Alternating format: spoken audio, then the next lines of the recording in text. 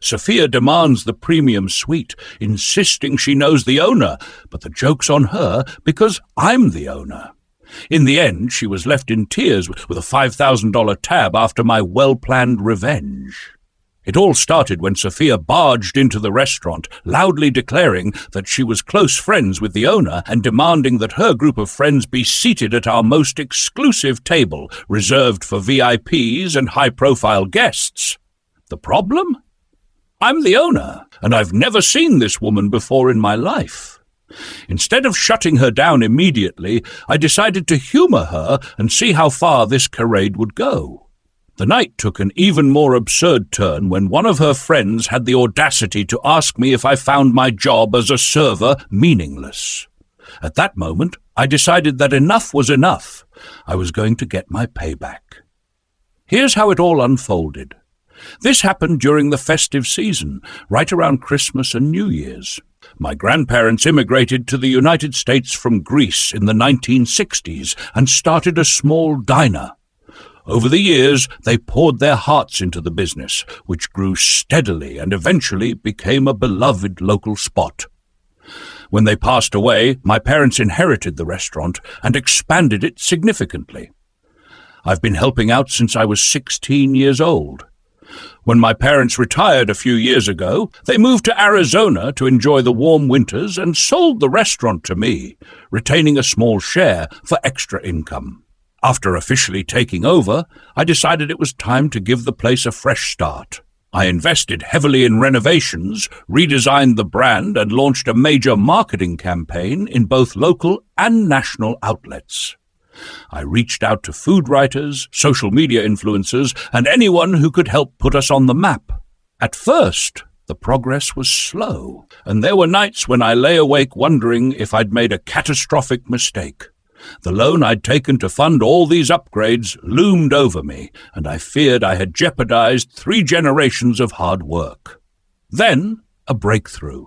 A moderately well-known Instagram foodie featured us in their stories, and that small spark was all we needed. Foot traffic skyrocketed. Before long, even weekdays saw 5 to 10 times the business we'd previously managed. Our restaurant became the go-to spot for celebrations, and every now and then, a celebrity would make an appearance. To keep the momentum going, I hosted special culinary events featuring renowned chefs. These were expensive undertakings, but they turned our restaurant into a holiday hotspot. Reservations for December were often fully booked by July. It took years of relentless effort, but we became the place people couldn't stop talking about. Despite the success, I never allowed myself to become complacent. During busy nights, you'd find me everywhere, greeting guests, clearing tables, even cleaning up spills if necessary. On special occasions, I'd put on my blazer and take charge of the evening.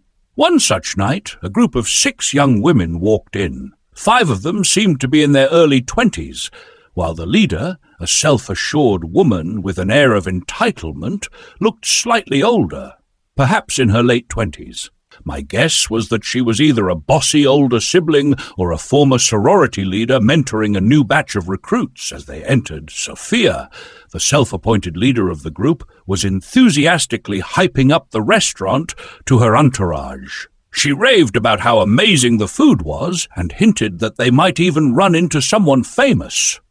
When she approached me, she confidently announced that she needed a table for 6. I smiled warmly and said, "Of course." "Can I get the name on the reservation?"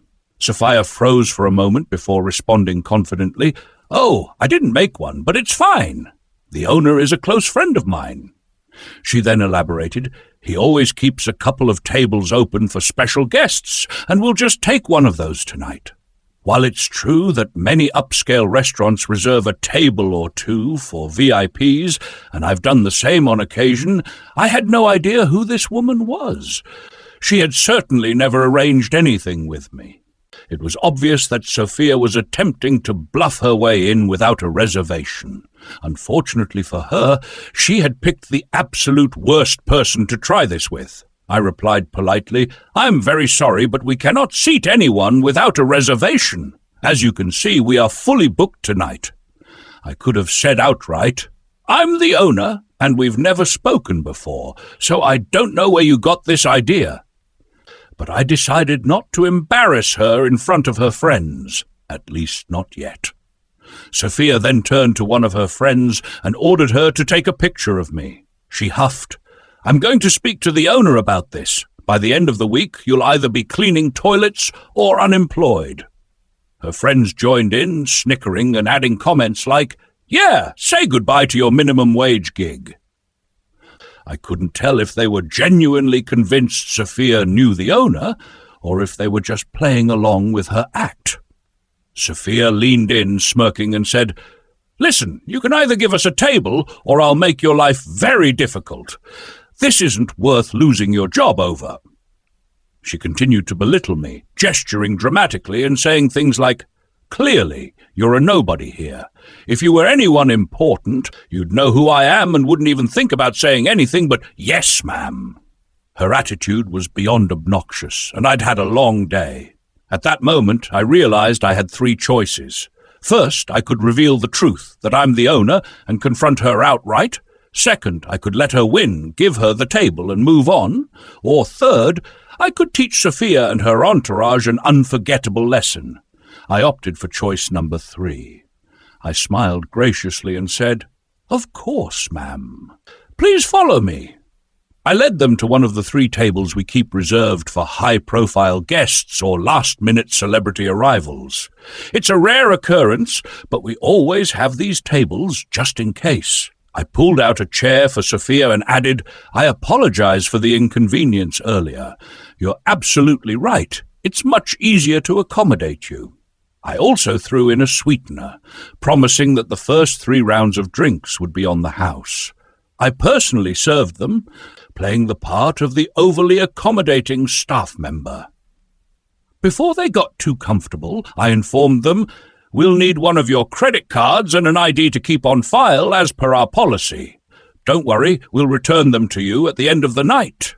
Sophia handed over her card with a flourish, turning to her friends and declaring, "Tonight is on me!" The group quickly settled in, and I took their orders while delivering their complimentary drinks.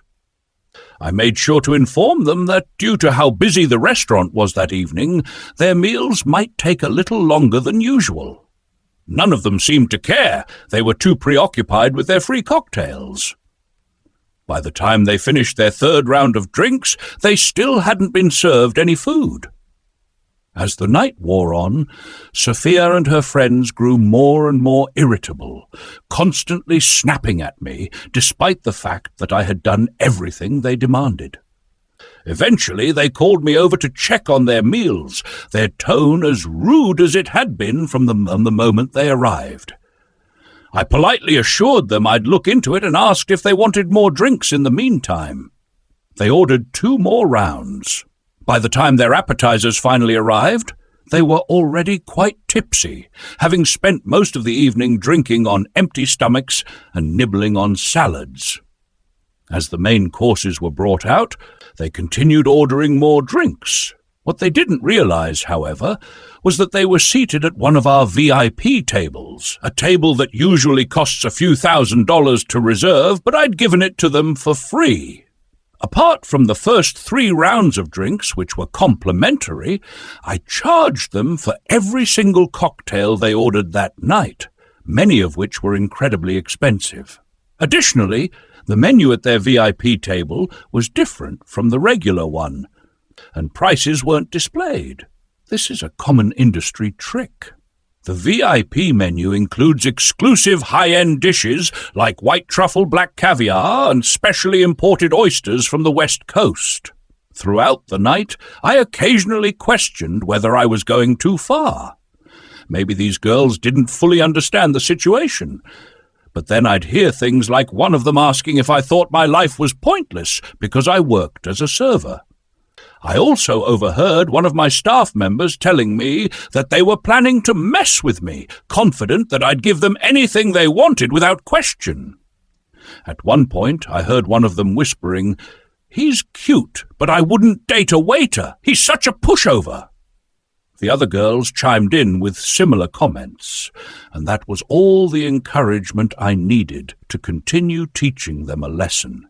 By the end of the evening, each of them had accumulated a bill ranging from $500 to $600. Finally, I handed Queen Sophia the total bill, $4,232.23, including tax and tip. I've never seen anyone sober up so quickly. Her cheerful demeanor shifted instantly. She went from laughing and chatting with her friends to looking like she was about to burst into tears. She quickly called me over and asked, "Is this some kind of joke?" I took the bill, gave it a quick glance, and apologized. "Let me fix that for you. I'll get the correct bill." She seemed relieved at first, assuming I'd mixed it up with someone else's bill. She muttered something about me being an idiot before returning to her friends. But when I returned with the revised bill, she lost it again. I asked her, "Is there something on the bill that you didn't order?" She and her friends stared at the total, scanning each line carefully, including the initial charges for their first 3 rounds of drinks, which had been complimentary. They all pulled out their phones and meticulously added up the charges multiple times, double-checking everything. Sophia, looking completely flustered, finally muttered, "1 second, I need to use the restroom." I couldn't help but worry that she might try to make a run for it and leave her friends stuck with the bill.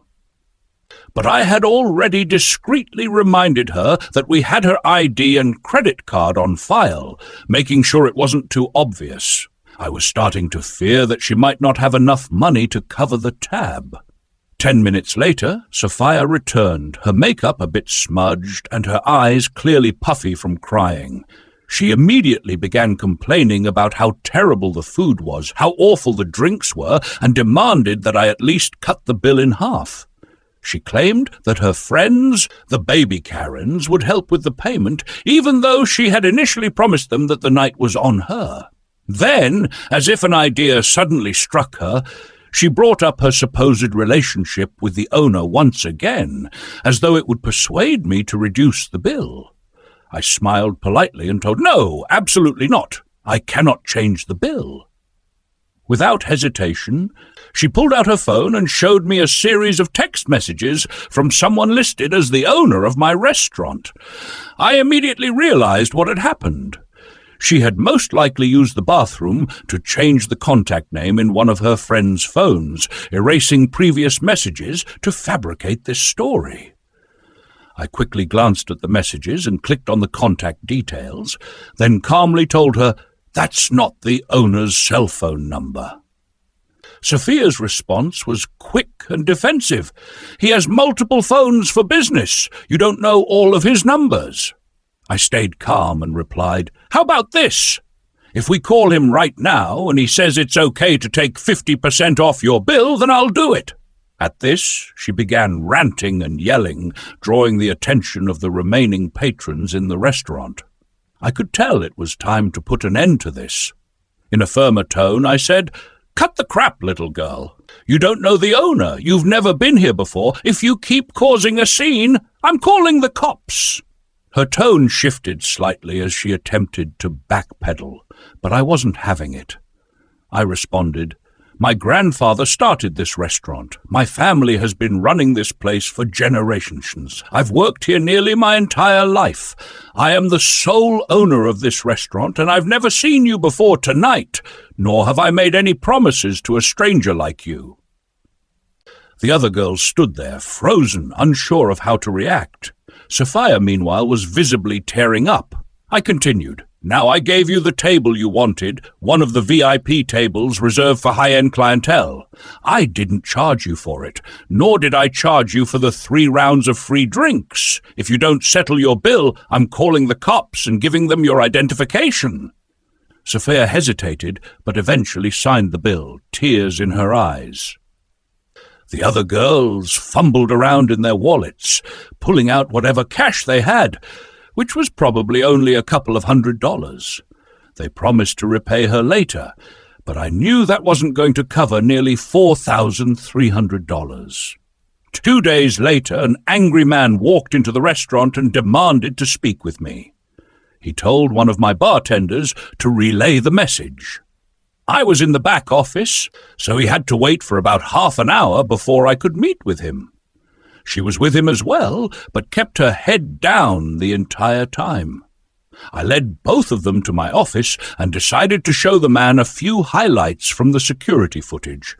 The quality was excellent, especially in the VIP section, where the cameras also captured high-quality audio. This was necessary due to a series of unrelated incidents in the past, and we had to keep detailed records of everything. I went through the footage with him, pointing out their comments, the orders they placed, and all the interactions. By the end of it, he quickly stormed out, berating her the entire way. After that, I didn't hear from either of them again. The initial bill I had given them, which didn't include the $120 oysters, now sits proudly framed on my desk. As a side note, I didn't actually lose as much as you might think from letting them sit at the VIP table and providing the first 3 rounds of drinks for free.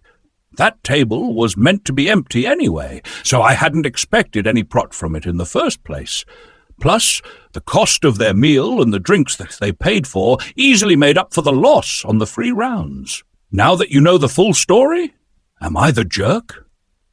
Honestly, one of the most shocking things about this entire experience, aside from the money and their attempts to manipulate their way into the VIP table and avoid paying, was their warped perspective of the world. There was that one comment from the younger Karen about the OP's original poster's worth as a waiter that stood out.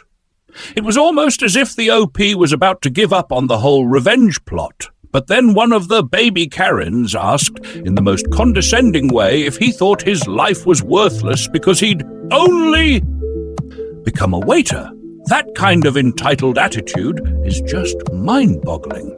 Sure, it might not be as wild or crazy as some other stories out there, but the fact that she genuinely views the world in such a skewed way is disturbing. There's absolutely nothing wrong with working a job, no matter what it is or how much it pays. This kind of mentality, especially toward positions like janitors, is something I can't stand.